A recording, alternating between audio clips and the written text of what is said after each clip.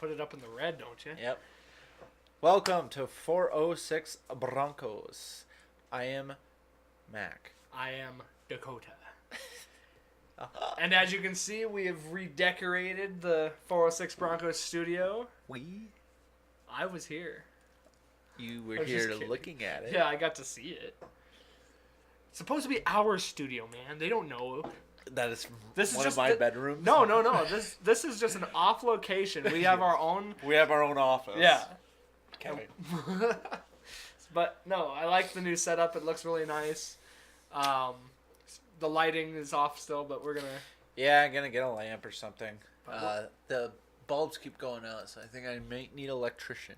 I don't know what's going on. But the main deal is all you gotta do is hear us, because that's what the podcast's all about. Is just listen to what we gotta say.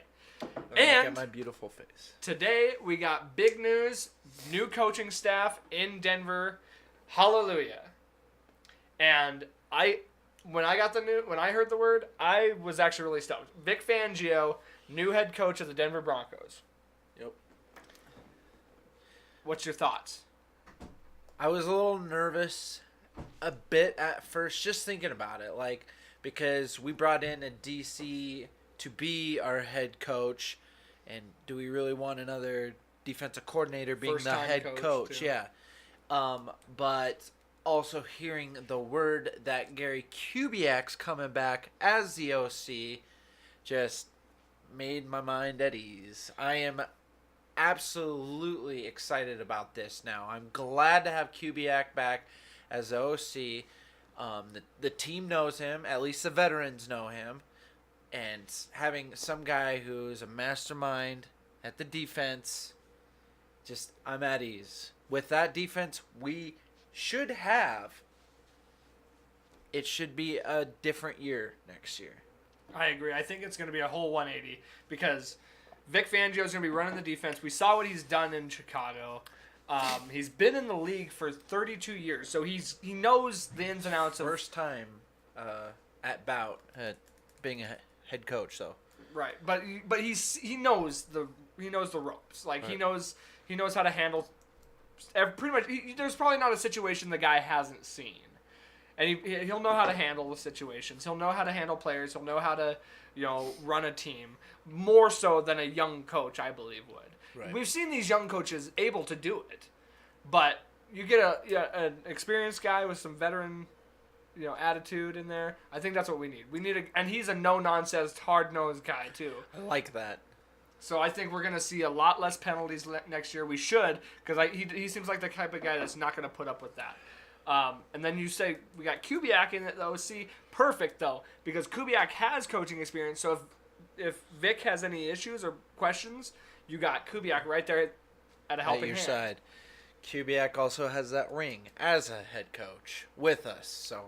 And he's got the experience with the players, so a familiar face coming into the coaching staff for the players. Yeah. So I actually saw a thing. I actually could not remember, what our record was the year after our Super Bowl win. It was 9-7, correct? It was over 500. Yeah, it was.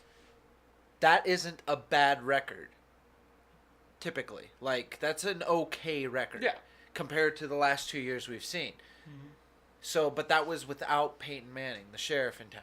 Yeah. So Kubiak has that same team as Vance Joseph did, kept him 9-7. That's a good. Well, and there were some differences, but not major differences. No major differences. Being the QB is a huge piece of that puzzle. Peyton Manning, literally the guy top pedestal of the whole team. I mean, who is a coach on the field, and then the very next season to be able to keep him over 500. Without him, yeah. Without him, that's a big deal. When I saw that today, so Kubiak, I am comfortable with him utilizing that offense, and yeah, and I think when you add Kubiak to the mix, that's a good thing for Keenum. I think that's going to help Keenum a lot, and we know that Kubiak is a run-oriented offensive guy, which is perfect now because that's the direction our team is starting to move. Right. Is this the run game is going to be more of a a deal now, and I can't wait to see what Kubiak draws up with Lindsey. Oh, it's gonna be exciting, because he's gonna know how to utilize Phillip. He's played with guys like that. Yeah. Or he's coached guys like that. And then you have, obviously the one of the issues with that is we got to upgrade the O-line in order to run better, but that's something that was going to happen regardless. Right. That's something that needs to happen regardless. And then with these young receivers and Keenum, I think that's a perfect guy to throw in there is Kubiak. And Kubiak's worked with Sanders and with some of the guys that are already on the team and defensive guys too. So that's going to be a good transition in that sense too, from one coach to the next. And like I said, I think Fangio, as far as situational play, we're gonna have to kind of wait and see how that shakes out, because we know Vance was a good players coach, but he was clearly not a good strategic coach and a good on field coach. Yeah. So we'll see how Fangio does with that. That's only going to be, we're only going to know with that with time. So, but another thing that I think we need to address right now, because we were talking about it earlier, is this talk of Vaughn, the trade talks with Vaughn. Because when I was looking at some of the stuff today with Vic, they said, well, that's going to be one of the top issues to I saw that. I watched a video about that. And the first issue is with this whole Vaughn thing, and man, dude, this channel would be a lot different if we get rid of Vaughn. Yeah. I am going to have a bad taste in my mouth with Denver. Oh, I'll tell you what. It's if they trade Vaughn, I don't care what they trade him for. If it's for the world, if it's for everything that you could possibly ever want for him. The streets will run red in blood in Denver. Yeah. And they will riot if you trade Von Miller. That's enough said. That's Elway's head will be on a stake. Face of Denver right there. That's your franchise. Yeah. That is everything. That's your franchise right there. And yeah. I don't, it just bugs me when they think of the value of a player. Dude, obviously there's value in him. That's why you keep him. Well, and the best He's in the Pro Bowl this year. He was he is the defensive player of Denver. Still this productive. Whole year. Yeah. And I don't care if you're trying to get into rebuild mode. You don't get rid of your cornerstone pieces. Look at what happened to the Raiders. I mean, that's the best example we could possibly get. Look at what everybody in the league has said about the Khalil Mack trade. Oh, they're idiots. Oh, they're fools. And we saw the production that Mack gave to Chicago. Now, obviously, we're going to see how that trade pans out for the Raiders. We'll have to wait and see with those picks as far as what they turn those picks into. But the Bears had a great season, and now the Raiders have a lesser pick because of it. Yeah. You know what I mean? So, and here's the other thing, too. Look at what Mack did in Chicago. Well, guess who his DC was? Vic Fangio. Yeah. So you take a piece like Mack, who's better than Mack in my opinion, because I think Vaughn's a more all-around player. He can coverage, where I think Mack is more of a run stop, more of a blitzing. Yeah. Vaughn can do it all. He can cover, he can blitz, he can, and he's definitely, if not the best, he's one of the best at rushing the quarterback. Yeah. And you're going to take that away from your new DC? No way. Not a chance. Right. Why would you do that? Look what he's done with Mack, and look what Mack did to the Raiders. And it's the perfect example. And you want to... No. Don't do it. That'd be the stupidest thing you could do. I mean, if it's going to be down the road when Vaughn starts to drop off, maybe. I wouldn't like it still, but not now. That'd be the worst time ever. Yeah, I know. When defenses, that's what you're bringing in as a defensive coordinator. Right. Why would you take away the big pieces? Your big piece. And then we're talking about Chris Harris, too. You got Chris Harris, too. They're talking about possibly getting rid of him. That's the worst position right now on defense is the DBs. And you're going to get rid of the best one of the top ones in the league? Fools. If that's the case, then there's going to be hell to pay, and we're going to have a lot. If that's the case, I'm not on the boat with everyone, get John Elway out of there, get John Elway out of there. But if John Elway does that specific move and getting rid of those, veterans, get him out of there. I don't care what John is to Denver at that point.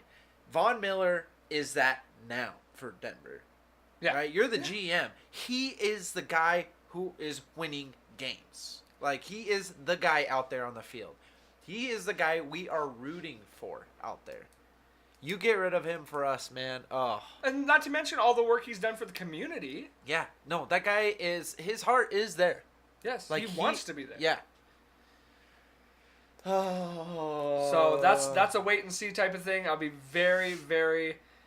It's going to be a tense offseason, to say the least.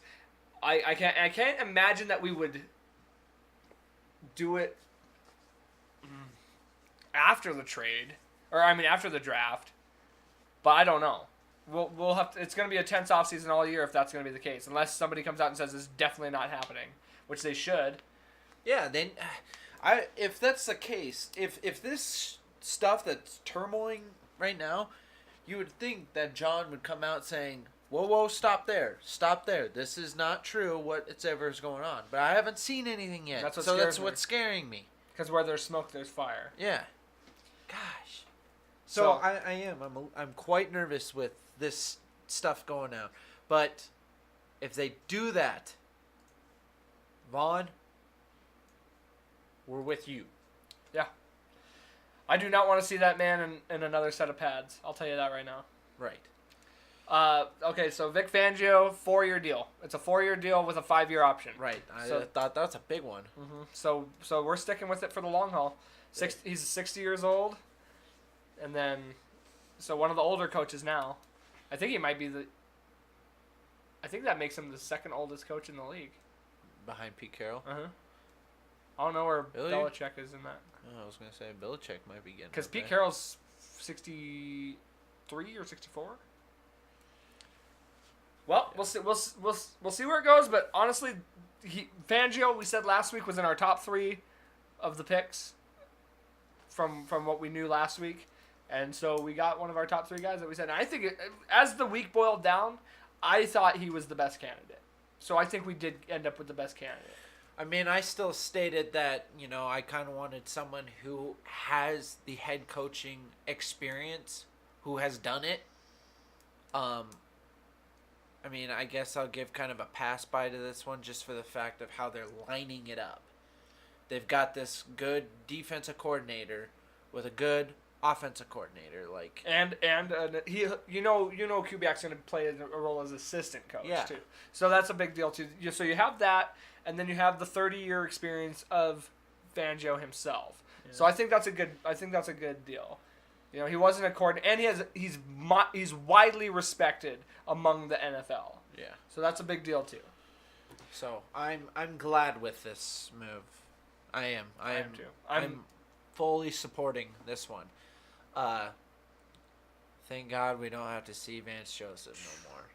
Hopefully this is a complete turn in the other direction. Hopefully we can get back to our winning ways and at least get over 500. Yeah. That'd be an accomplishment next year if we get over 500. I will totally take that. In a tough division. Yeah. All right. So let's move forward to the next thing. We're gonna do. Are we gonna pick ours or do that last? We'll do the picks last. Okay.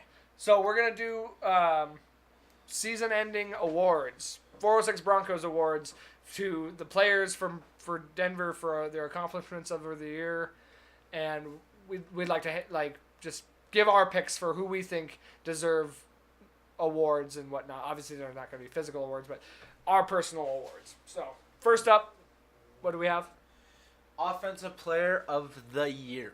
All right, Offensive Player of the Year. Nominees are Emmanuel Sanders, Cortland Sutton, and Philip Lindsay.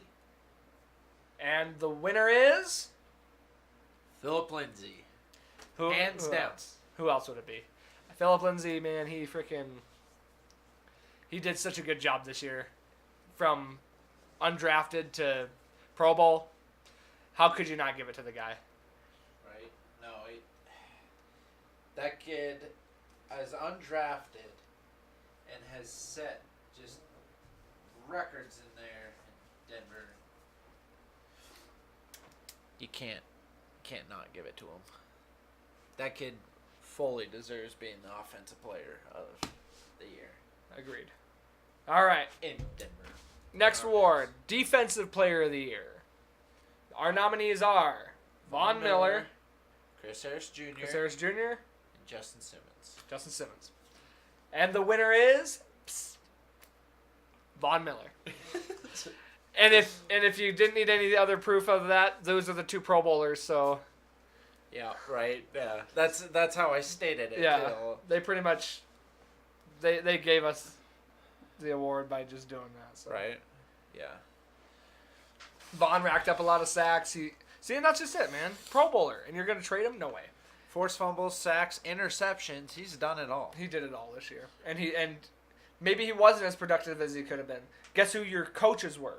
Yeah, exactly. Like, don't blame it on the. Look at what he did with that crappy coaching scenario. Yeah, he's Defensive Player of the Year. He's Player of the Year in our hearts. All right, you're gonna name the guys. Oh, okay. On the special teams. Special Teams Player of the Year. Okay. Yep. So we got Brandon McManus, Who's Colby Wad, done some game winners for us. yeah, kicker, punter Colby Wadman, Pizza boy. and for kick coverage, Shamarko Thomas. Okay. The winner is Wadman.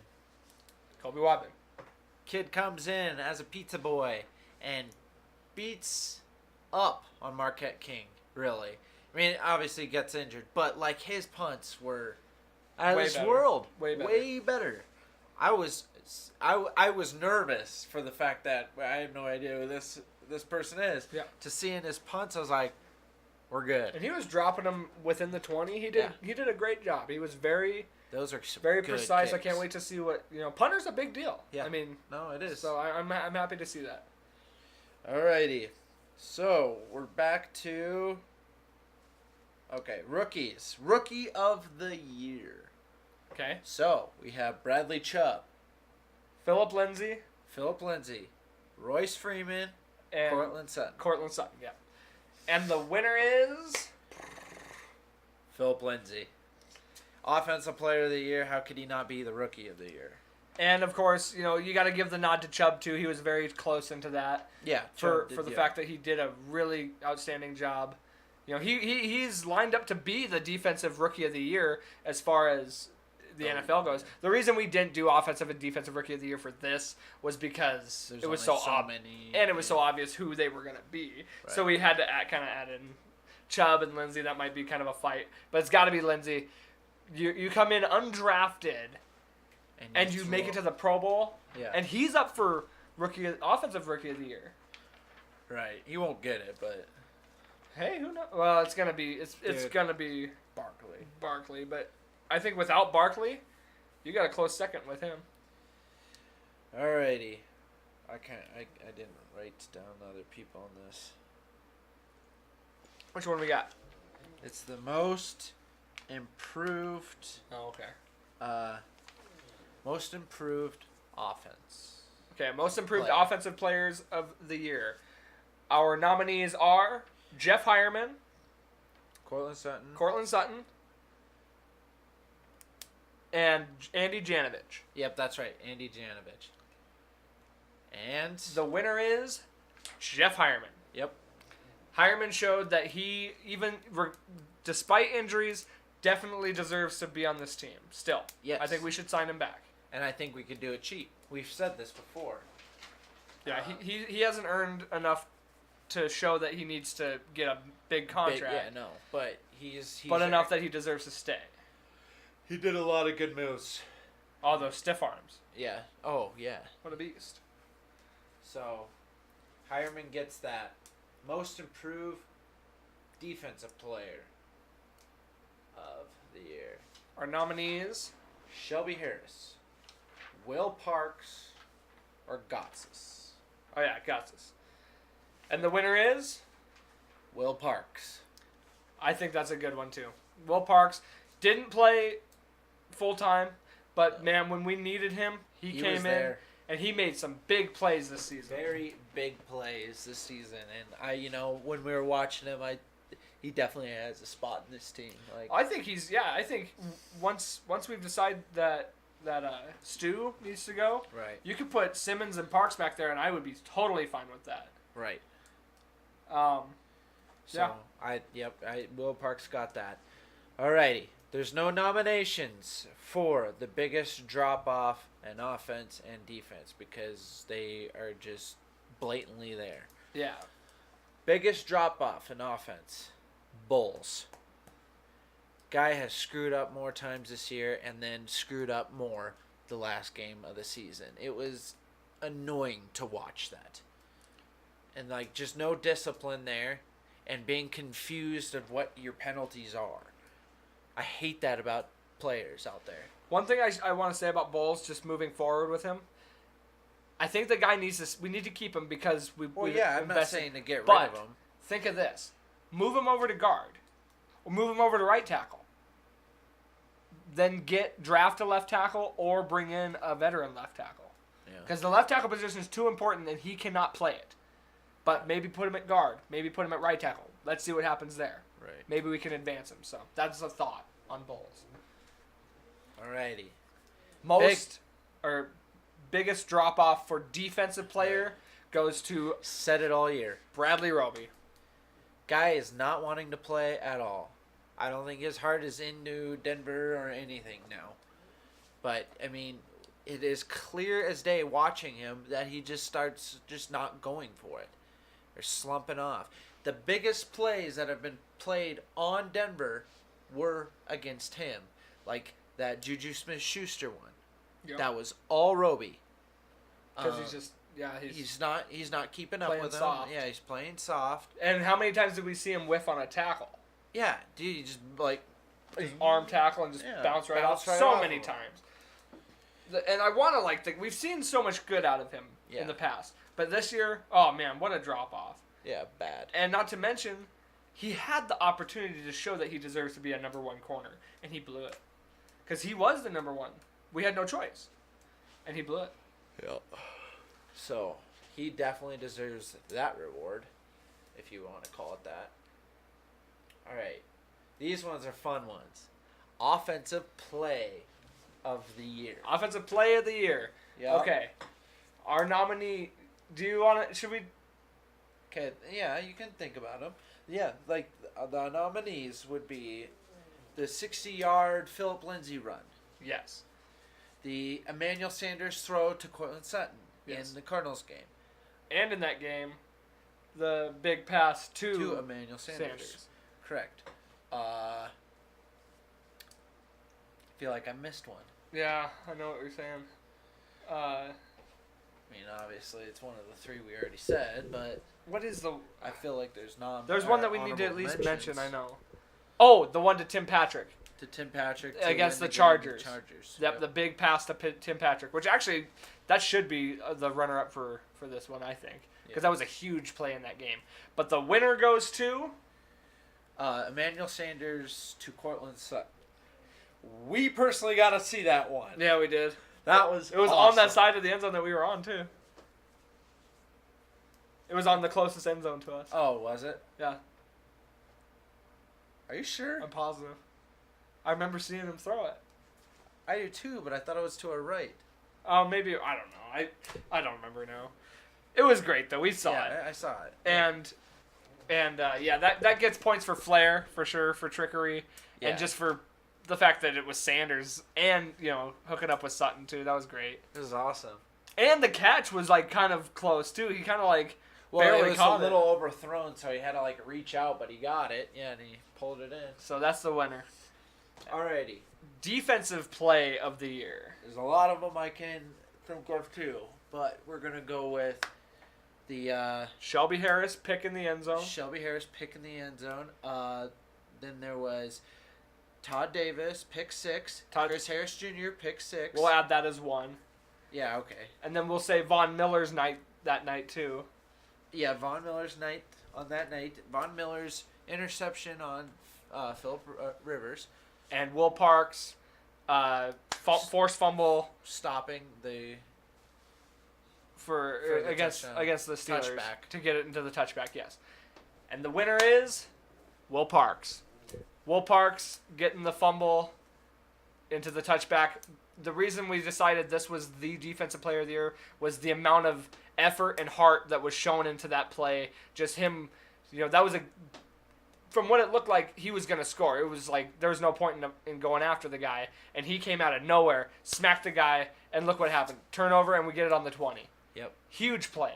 Huge, just the effort that went into that. That's what we thought would get that. Shelby Harris was a close one, too. Shelby Harris was a very close one just for the fact that, it was a game-winning. It was Yeah, a walk-off pick. Yep. So that was a big deal. And the last award is the Game of the Year. Now, we've talked a lot about most of them anyways, but it comes down to... And, of course, we only have 6 to choose from because that's as many games as we won. But we're going to go ahead and just pick the 5 that we had, or 4. It comes down to the Chargers, Broncos... Game-winning field goal. The Steelers, Broncos, game-winning interception.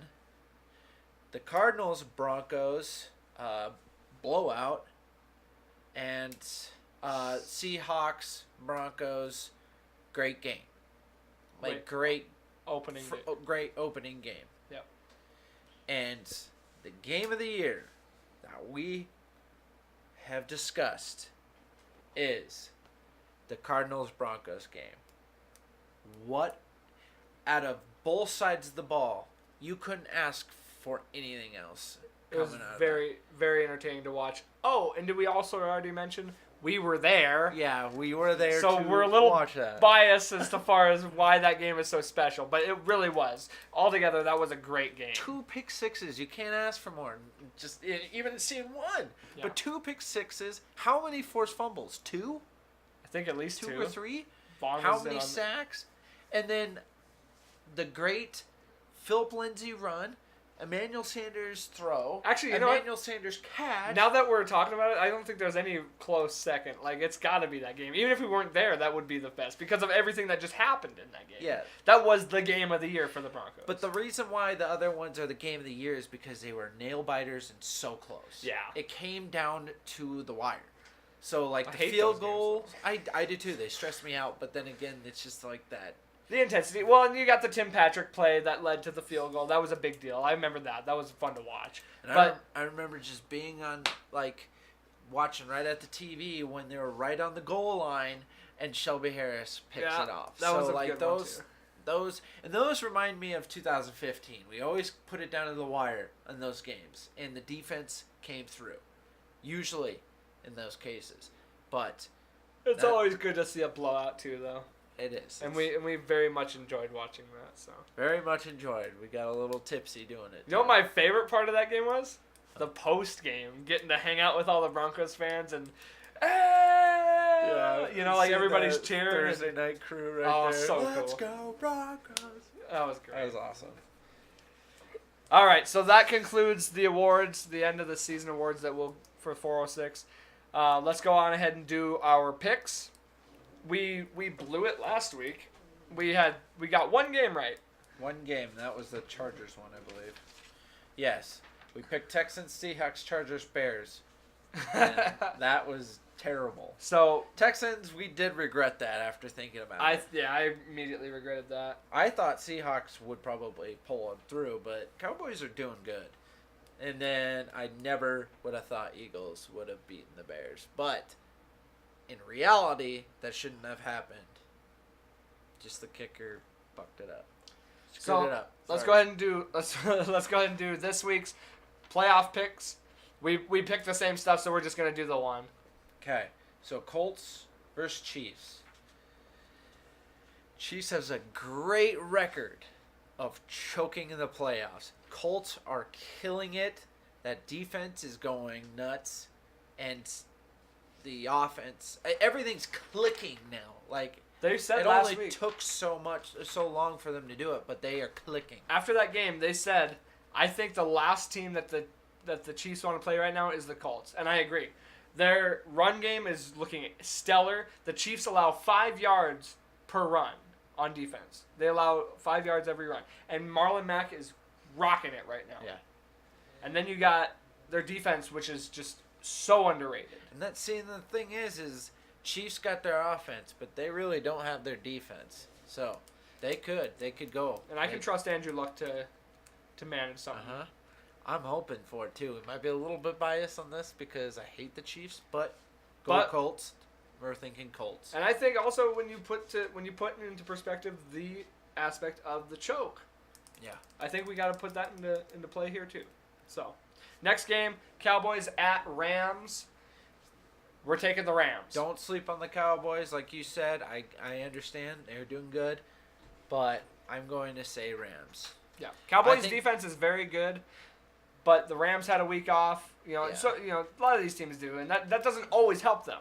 But I think the run game of the Rams is going to. Well, I think, in reality, when the season first started, that franchise put everything on the line to get them a playoff Super Bowl winning team.